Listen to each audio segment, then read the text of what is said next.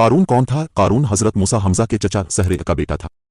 بہت ہی شکیل اور خوبصورت آدمی تھا، اسی لیے لوگ اس کے حسن و جمال سے متاثر ہو کر اس کو منور کہا کرتے تھے۔ اس کے ساتھ ساتھ اس میں یہ کمال بھی تھا کہ وہ بنی اسرائیل میں تورا کا بہت بڑا عالم اور بہت ہی ملنسار و با اخلاق انسان تھا، اور لوگ اس کا بہت ہی ادب و احترام کرتے تھے۔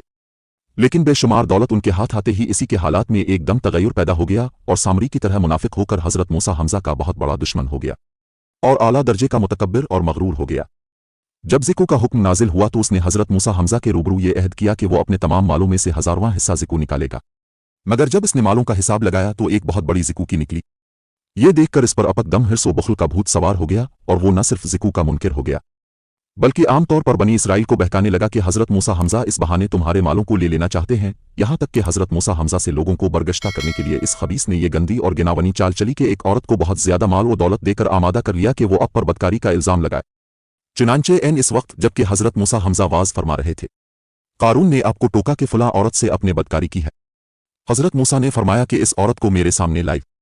چنانچہ وہ عورت بلائی گئی تو حضرت موسیٰ نے فرمایا کہ اے عورت، اس اللہ کی قسم جس نے بنی اسرائیل کے لیے دریا کو پھاڑ دیا اور عافیت و سلامتی کے ساتھ دریا کے پار کرا کر فرعون سے نجات دی، سچ سچ کے دے کے واقعہ کیا ہے۔ حضرت موسیٰ حمزہ کے جلال سے عورت سہم کر کانپنے لگی اور ان نے مجمع عام میں صاف صاف کہہ دیا کہ اللہ کے نبی، مجھ کو قارون نے کثیر دولت دے کر آپ پر بہتان لگانے کے لیے آمادہ کیا ہے۔ اس وقت حضرت موسیٰ حمزہ آبدیدہ ہو کر سجدہ شکر میں گر پڑے اور بحالت سجدہ اپنے یہ دعا مانگی کہ اللہ قارون پر اپنا قہر و غضب نازل فرما دے۔ پھر اپنے مجمع سے فرمایا کہ جو قارون کا ساتھی ہو وہ قارون کے ساتھ ٹھہرا رہے اور جو میرا ساتھی ہو وہ قارون سے جدا ہو جائے۔ چنانچہ 2 خسوہے کے سوا تمام بنی اسرائیل قارون سے الگ ہو گئے۔ پھر حضرت موسیٰ نے زمین کو حکم دیا کہ اے زمین، تو اس کو پکڑ لے، تو قارون ایک دم گھٹنوں تک زمین میں دھنس گیا۔ پھر اپنے دوبارہ زمین سے بھی فرمایا تو وہ کمر تک زمین میں دھنس گیا۔ یہ دیکھ کر قارون رونے اور بلبلانے لگا اور قرابت و شتہ داری کا واسطہ دینے لگا، مگر اپنے کوئی التفات نہ فرمایا، یہاں تک کہ وہ بالکل زمین میں دھنس گیا۔ 2 منحوس آدمی جو قارون کے ساتھی ہوئے تھے لوگوں سے کہنے لگے کہ حضرت موسیٰ نے قارون کو اس لیے دھنسا دیا ہے کہ تاکہ قارون کے مکان اور اس کے خزانوں پر خود قبضہ کر لے۔ اپنے اللہ تعالیٰ سے دعا مانگی کہ قارون کا مکان اور خزانہ بھی زمین میں دھنس جائے۔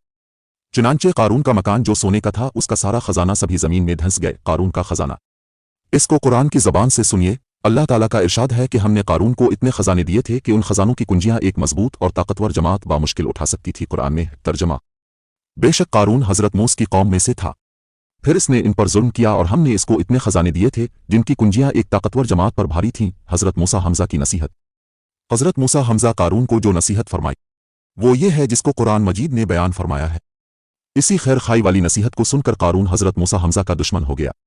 غور کیجئے کہ کتنی مخلصانہ اور کس قدر پیاری نصیحت ہے جو حضرت موسیٰ حمزہ کے ساتھ ساتھ ساری قوم قارون کو سناتی رہی۔ ترجمہ: جب قارون سے اس کی قوم نے کہا کہ اترا کر مت چل، بے شک اللہ اترانے والوں کو پسند نہیں فرماتا، اور جو مال اللہ نے تجھے دیا ہے اس سے آخرت کا گھر طلب کر اور دنیا میں اپنا حصہ نہ بھول اور احسان کر جیسا کہ اللہ نے تجھ پر احسان فرمایا ہے، اور زمین میں فساد مت تلاش کر۔ قارون نے اپنے مال کے گھمنڈ میں اس مخلصانہ نصیحت کو ٹھکرا دیا اور خوب بن سانور کر تکبر غرور سے اتراتا ہوا قوم کے سامنے آیا اور حضرت موسیٰ کی بدگوئی اور آزار ثانی کرنے لگا۔ اس کا نتیجہ کیا ہوا؟ اس کو قرآن کی زبان سے سنیے اور خدا اس قاہرانہ گرفت پر خوف الہی سے تھراتے رہے۔